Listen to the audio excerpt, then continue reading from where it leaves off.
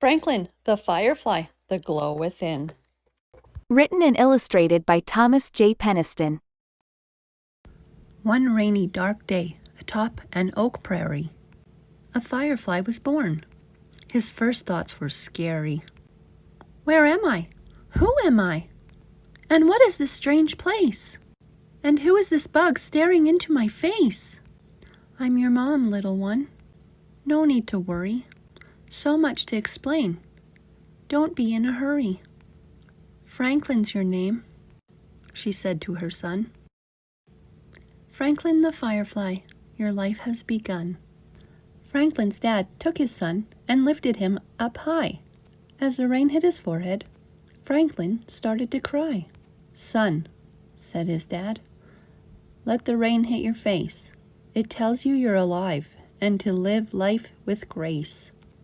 Franklin found comfort as he lay in his leaf. His fear was unfounded. It was such a relief. A young firefly's life began that day, atop an oak prairie at noon in late May. Franklin played with his friends from his south-hanging branch. They played like bugs do, leaving everything to chance. They were the best of friends. Everyone was the same. Everyone was a part of the lightning bug gang. Franklin's friends started glowing a vibrant green light, a light so radiant it pierced the dark night. They would all often gather and talk about the glow, a glow to be proud of, a glow they could show. A luminescent glow that shattered the dark, was a supernova blast from a tiny mere spark. Franklin now worried as he noticed the change. He sensed what was wrong, and it made him feel strange. Franklin tried and tried with all his might to ignite his core that was missing all light. Those lightning bugs would know whose glow would last longer. They showed off their glow, whose glow would be stronger. Franklin soon found out they were keeping a score. He tried to explain, I'm the same as before. I'm the same as all you, nothing different to see. Stop joking and pointing your fingers at me. Fred was the leader and the meanest of them all. It gave him great pleasure to watch Franklin fall. Franklin was stunned by the mean things they said. He cried to his mom, Can I just stay in bed? Son, sometimes you must suffer and go through the pain in order to triumph and conquer the gain. Franklin flew to the doctor because he felt bad. The doctor exclaimed, There's no glow to be had. I can load you with meds and see if that helps. If that doesn't work, we'll try something else. I'm done seeing doctors. I'm really quite fine. There's nothing to fix, 'cause I don't make a shine. Franklin developed a headache he could not explain. The fogginess was worse than a hard-driving rain. A fog so thick on a clear summer day left him feeling defeated, dismal, and gray. Franklin began running with a rough pack of thugs. The leader, a cockroach, his second a slug. Franklin could tell that their spirits were cheated when acceptance he knew was all that they needed. It didn't take long for Franklin to find trouble. He would fight the branches, he would fight in the stubble. It's not my fault, I don't glow like the rest. I've tried to fit in, I gave it my best. Those fireflies did not care that Franklin felt hurt. They even made fun of his '80s black shirt. Fred told Franklin to go far away. I'm speaking for all. You can no longer stay. So Franklin ran away that early June day for a place that was rumored to stink with decay. Franklin came to a place far from the oak prairie. It smelled of hot garbage and looked rather eerie.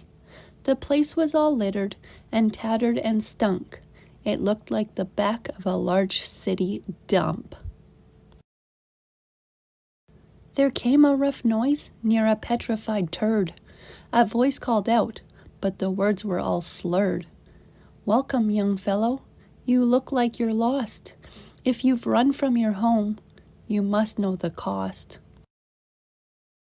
I've been here 30 years, a dung beetle exclaimed.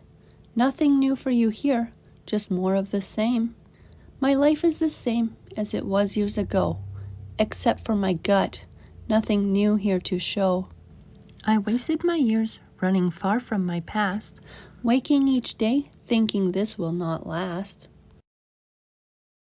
The dung beetle grinned as he topped off his ewer, a warm cup of slime that came from the sewer. The beetle became tipsy, glassy-eyed and blurred. He then squinted hard as he reached for his turd. Go on and stay. No one cares that you're here. They're the same as yourself. Everyone's insecure. What seemed out of nowhere, there came a great thud. It came from the sky and was covered in mud.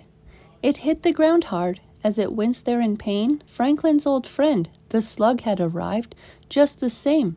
Franklin, barked the slug, gasping for breath. The darn wind was knocked clear out of my chest. That roach should have dropped me 2 feet to the west. Instead, that roach dropped me 20 feet at the best. The slug made a gurgle and coughed up some slime. I found you at last, but there may be no time. Those mean bugs you know, whose glow was so bright, decided to show off and go for a flight. Some flew to the left, some flew to the right, some flew right into some kid's camping site. Those kids were not gentle, they really didn't care. A swipe of their hand took a bug from the air. The fireflies were nervous and glowed even more. A bad night indeed to go out and explore. The slug told Franklin what became of his friends. Franklin thought to himself, should I go make amends? Franklin searched his heart as he stared at the sky. If I don't help myself, all my old friends may die. Franklin peered real hard at the grizzled dung beetle. I'll prove them all wrong with a stitch and a needle. And just like that, he went straight to his work. He stitched a black outfit to match his black shirt. It was dark and stealthy and invisible at night. The old beetle strained hard to detect any light. At last it was done. Franklin took to the sky. A ninja was needed and ready to fly. The dung beetle fell backwards and let out a fart. Franklin laughed, giggled, and flew to the park. Franklin dodged and dove and evaded those kids. One wearing suspenders and one wearing bibs. Those kids never saw that ninja firefly. They just roasted their marshmallows and walked right on by. Franklin now noticed the jar on the table. He judged by the tilt it was not very stable. The bugs were all huddled by a large chunk of bread, except for the leader, who deserted and fled. As the lid came down, he got caught in the threads. And by the way he's hanging, he may just be dead. Franklin moved out quickly, 'cause the gang looked really scared. He tapped the canning jar. Every bug, get prepared. Franklin pushed the jar off from the edge of the table. The gang all survived, although Fred was disabled. They pulled and they pulled to free Fred from the lid. 2 arms and a leg remained there instead.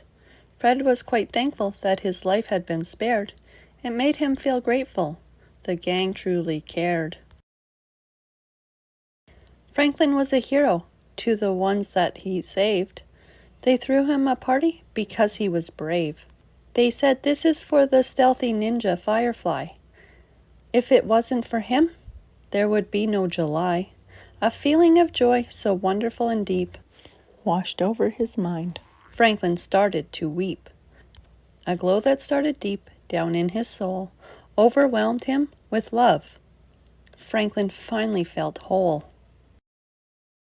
Franklin looked around at all the happy bugs. They were cheering and dancing and banging their mugs. Franklin needed no glow. He was whole from the start. A glow in his mind put a glow in his heart. The end. Come back to Lulu's for more story time.